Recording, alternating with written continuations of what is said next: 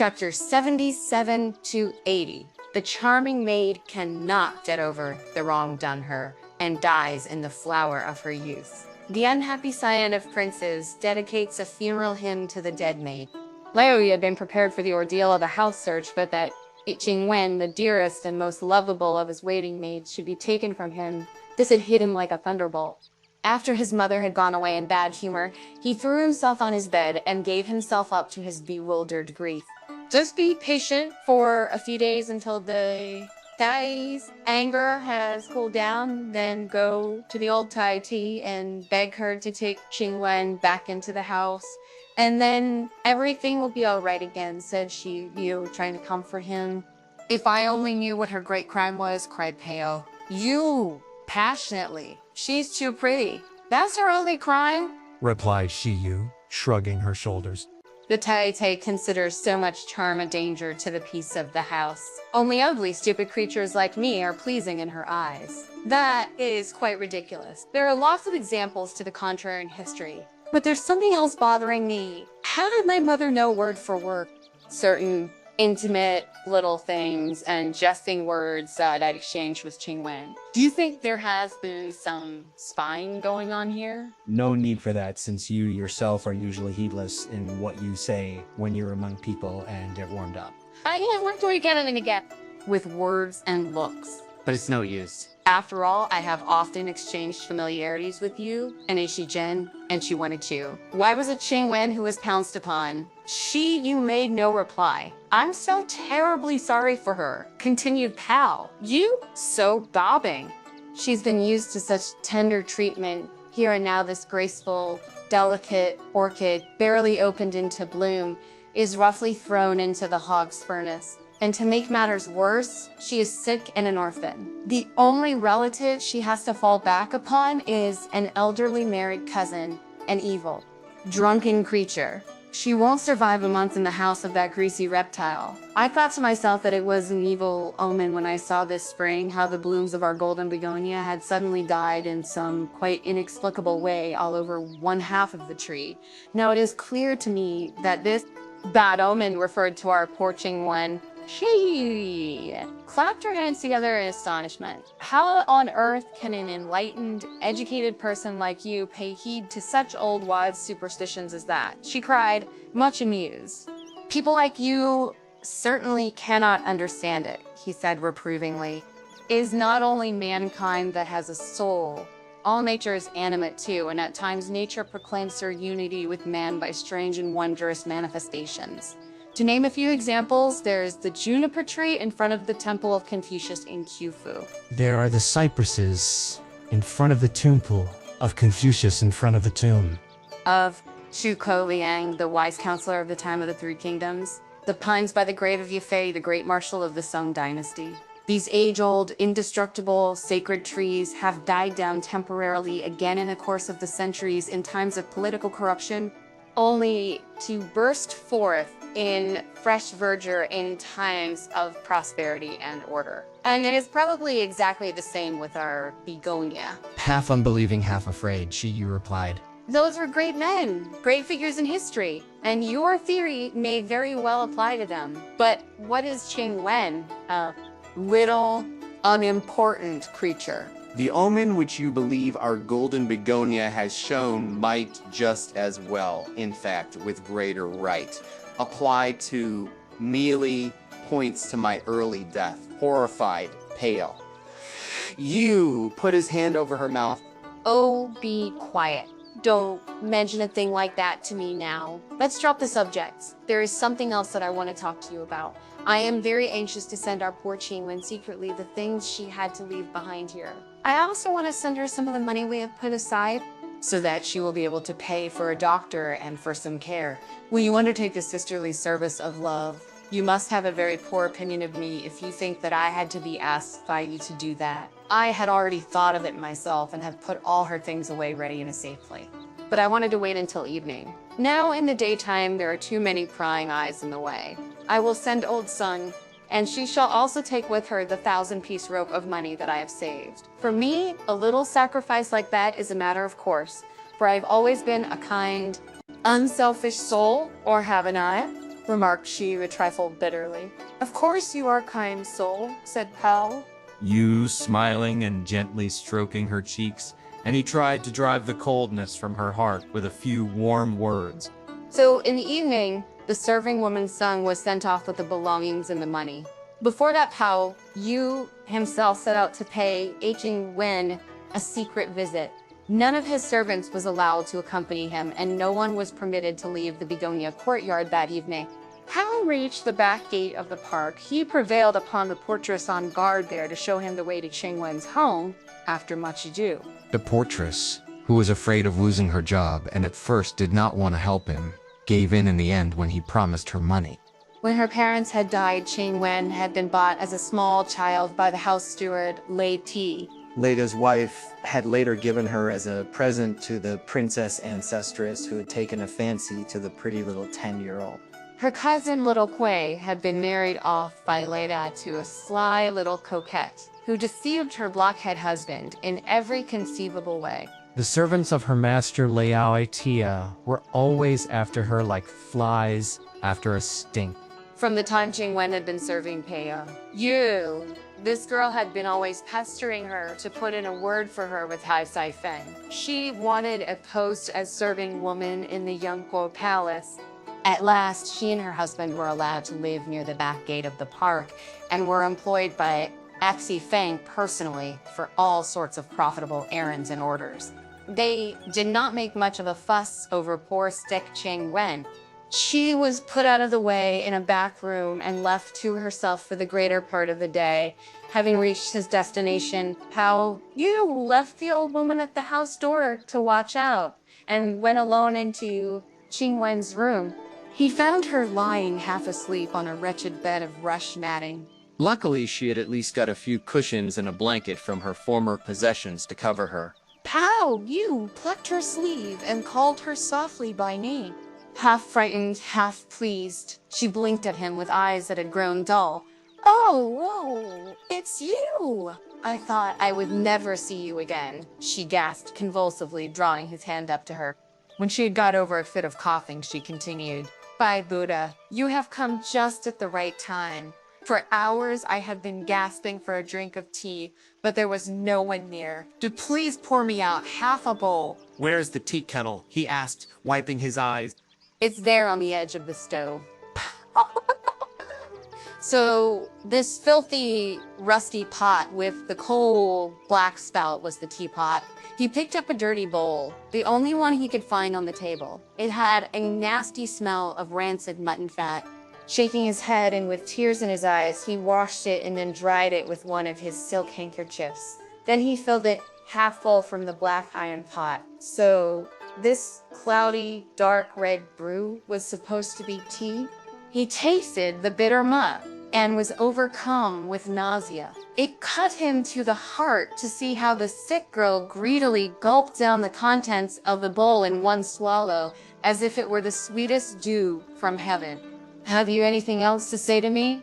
He urged. If you have, make the best of this moment that we're alone. What else would I have to say to you? She sighed. I'm just dragging myself on from day to day. As things are going with me, I shall be over it all in 3 to 5 days. The only thing that is weighing on me is the thought that I am dying under a shadow. I may indeed have been prettier than the others, but to say that I was a seductress, Dangerous vixen, no, I didn't deserve that. I will not quarrel with the past, but perhaps it would have been better if I had never she could speak no longer.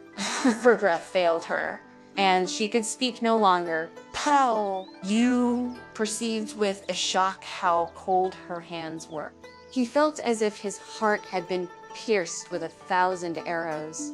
He anxiously rubbed her hands and patted her body lightly.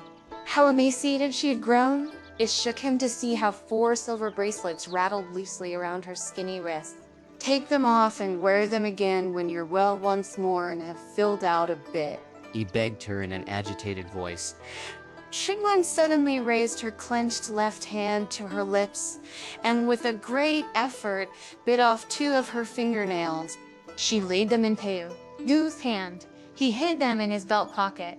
Now she slid her right hand under the blanket, drew off the short, real silk petticoat, which she still wore from better days, and handed it to Pao-yü as a further souvenir. Then, exhausted by the twofold exertion, she sank back, groaning. Guessing her thoughts, Pao-yü hurriedly removed his own shirt, spread it over her naked body, and put her garment on himself instead of it. In great haste, and without waiting to do up all the buttons, he dressed himself again. "Lift me up so that I can sit," she asked him in a dull voice while he was still dressing. Alas, Pao-yü had little trouble in lifting up her light, emaciated body. Now sitting up, she pulled his shirt from under the bedclothes and put it on with great difficulty, with Pao-yü's assistance. Then he let her sink back gently off her pillows again. "Now go," she said. It is horrible for you here in this filthy room. I am glad that you have come once more. Now I shall die happy. She was about to say something more when the cloth curtain of the door was pushed aside and little Kui's wife walked in with a lewd smile on her face. "This is a nice conversation you've been carrying on here. I've seen and heard everything," she said. "Now, what brings the high-born young gentleman into my humble dwelling? No doubt he wants to have a look at me and to try out his arts on my youthful charms. Hey, hush, not so loud. Good elder sister," he pleaded, much embarrassed. "No one must know that I'm here. I just wanted to see Ch'ing Wen. She served me faithfully for a long time." Smiling, she took him by the hand and drew him with her into her bedroom. "You are surely a ladies' man. All the world knows that. Very well then, if you want me to keep my mouth shut, you must show me a little favor." And with this, she sat down on the edge of the bed and drew him close against her, crushing him between her thighs. Nothing like this had ever happened to him before. He flushed a hot crimson. "Don't do that," he gasped in confusion. "Don't pretend," she said with an ugly look. "You're crazy for women and girls, aren't you? So why so shy now? Leave me alone. What if the old woman who brought me over here should see me? We can't do it now. We'll arrange for some other time." "Oh, we'll arrange for some other time. Oh, there is no fear we'll be seen. I have sent the old woman away already. She's waiting for you in front of the park gate. Now let me repeat. Either you do what I want or I'll raise a row and betray you, and then your Tede will hear what a crazy fellow you are. I was listening just now under the window of the room, and I saw the familiar and intimate goings." Fun you had with Ch'ing Wen. I'm no fool. She began to open the waistband of his trousers and to lift up her own dress. "How? You resisted with all his strength and struggled to free yourself from her embrace." In the middle of the fierce struggle, a voice was heard outside saying, "Does Sister Ch'ing Wen live here?" Little Kui's wife started up in alarm and let her prisoner free. "She's here!" she cried, running up to the window.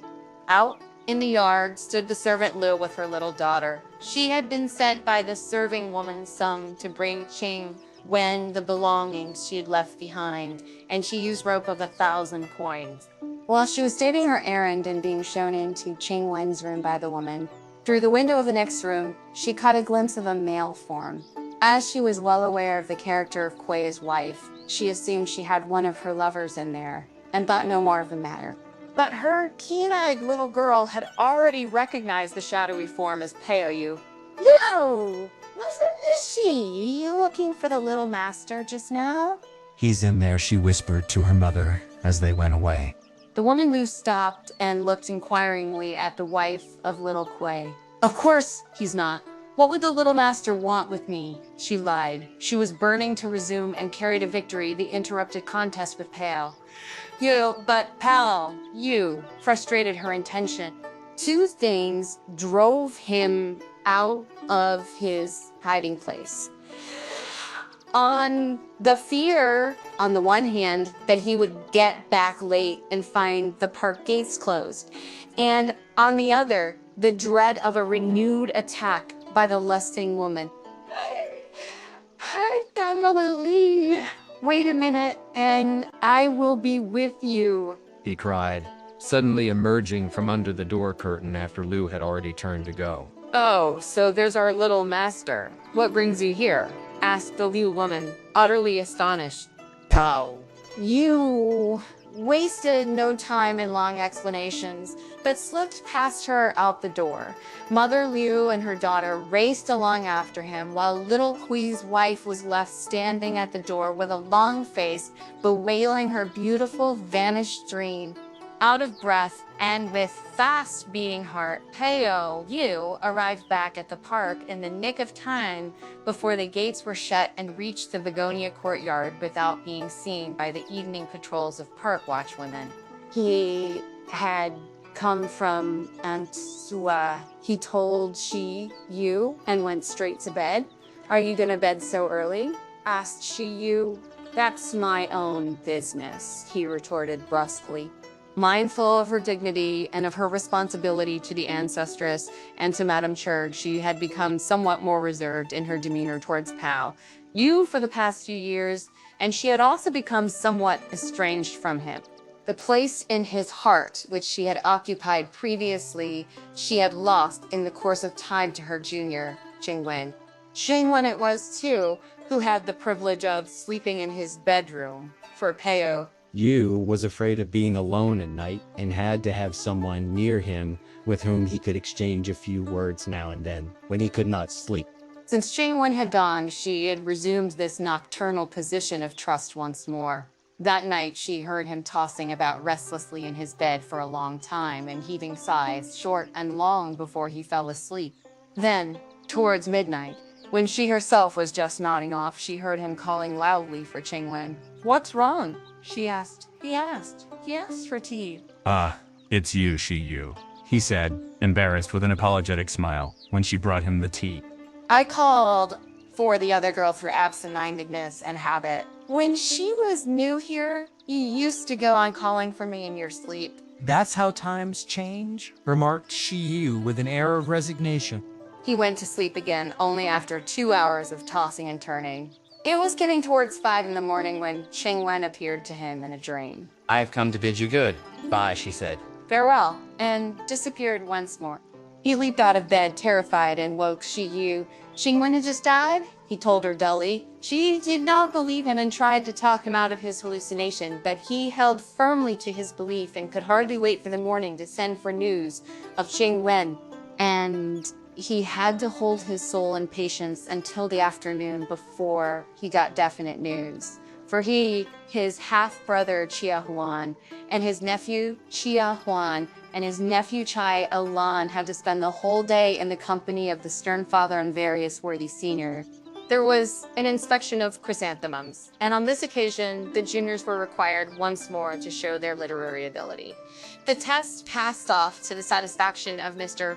Chang, and after it, Pao-yü was able to display proudly to his grandmother and mother the trophies with which the various worthy seniors had honored him: 3 fans, 3 prayer chaplets with sandalwood beads, 3 jade rings, and a little carved sandalwood Buddha as an emalk to wear on the breast. On his way back to the begonia courtyard, he was accompanied by his 2 waiting maids, Shi-yu and Ch'ing Wen, as well as 2 younger assistant waiting maids, on the pretext of making them go on ahead with his riding equipment and his cap and festive outer garments, which he had taken off on account of the heat. He had got rid of the 2 elder girls because he did not want to make them jealous by inquiring about Ch'ing Wen. He pretended he wanted to stroll for a while in the park. Then, finding a somewhat secluded little place among the rocks, he took the 2 younger girls aside to cross-examine them. "Did you send over this morning to Ch'ing Wen?" he asked. "Yes, she sent old son over," replied one of the girls.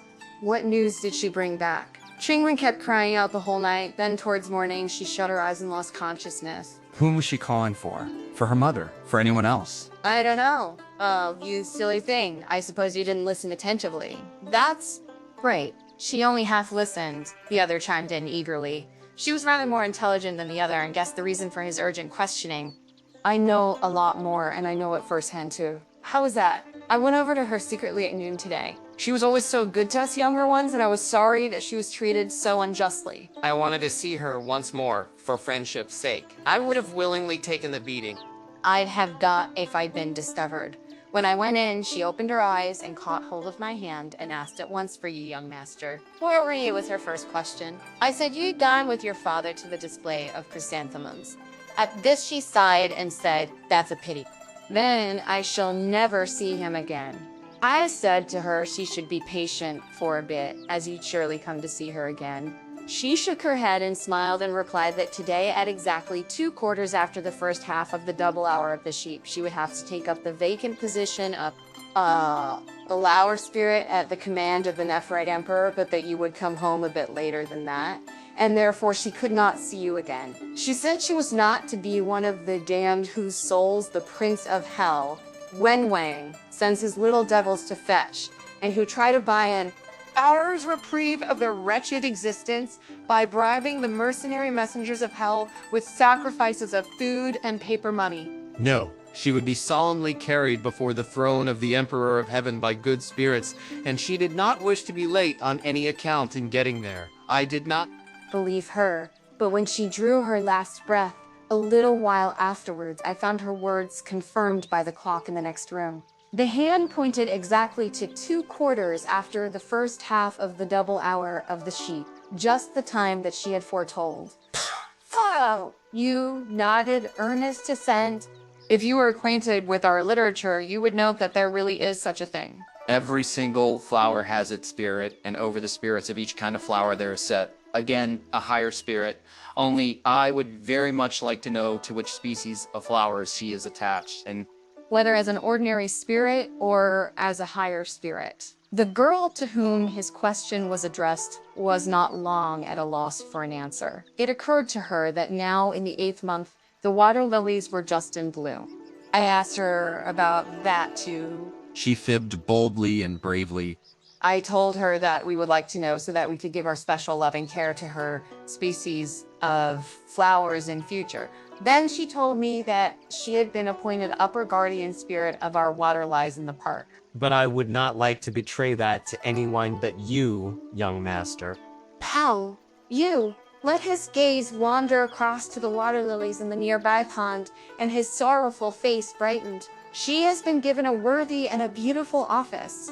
To live on in that way after having passed safely through the sea of bitterness is indeed a happy fate, he murmured, comforted.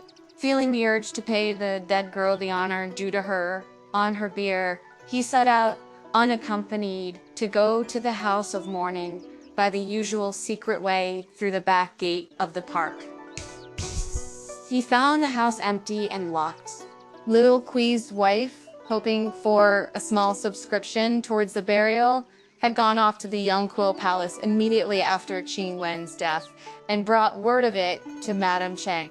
Madame Chang had given her 10 ounces of silver, but with the condition that instead of keeping the dead girl for the usual period laid out on a bier in the house of mourning, they should take her outside the city walls and cremate her forthwith. For Ch'ing Wen had died of consumption of the lungs, and Madame Chang was afraid that some harmful influence might spread to the Yangquil Palace if the corpse were in its vicinity for a long time. So it happened that little Kui and his wife were already on their way to the city walls with the coffin when Pao-yü arrived. He had, therefore, to go home again without achieving his object. He was deeply depressed and felt an urge to seek distraction in Taishu's company, but when he arrived at the bamboo hermitage, he was told that you had gone to Pao. He now set out for the jungle courtyard. He found it lonely and abandoned, and Pao-yu's rooms empty and dismantled. He then remembered having heard that Pao-yü wished to leave the park and return to her mother. Recent events in the park had made an unpleasant impression on her, and, moreover, she did not wish to expose herself to the painful possibility of another house search. Cai Feng and Madame Chang had both tried in vain to persuade her to stay, but she had remained firm, and on the excuse of being indispensable to her mother, who was in poor health, she had meantime carried out her intention. A sorrowful feeling of utter desolation crept over Pao-yü. He saw the number of his intimate companions dwindling little by little. How would it be if you were Tae? You were to die next, with a heavy heart. He wandered back to the bamboo hermitage, but still Tae. So desolate did he feel that he was almost glad now to be called away again to his father and his seniors. The session of poetic composition occasioned by the chrysanthemum show, which had been interrupted by the luncheon interval, was to be resumed now. When he returned to the park in the hour of yellowish twilight and passed by the pond with its water lilies in bloom, his thoughts turned once more to the dead girl, Ch'ing Wen. He stopped at the edge of the pond looking out at the water lies and sighing. It had been denied him to offer sacrifice and intone a dirge at her bier, as would have been proper. Should he not make good his omission here in the sight of the water lilies? This idea passed through his mind, and as his muse had already been stirred by the literary activity of the day, he asked the little maid who was carrying behind him the 4 precious articles of the writing table to hand him his writing brush and inkstone. And there and then he composed a long hymn, which he named Funeral Hymn to the Water Lily Maiden, and wrote it down on a piece of that fine wavy ribbed silk which Ch'ing Wen had so loved. Meantime, the little maid had to fetch eating bowls containing 4 of Ch'ing Wen's favorite dishes and stand them one on top of the other by the edge of the pond as an offering to the dead. Pao-yü, weeping, read his hymn aloud, then burned incense and placed the sheet of silk with the hymn among the leaves of the nearest water lily within reach. Darkness was already falling when at last, the entreaties of the little maid, he tore himself away from the scene of this strange act of homage to the departed.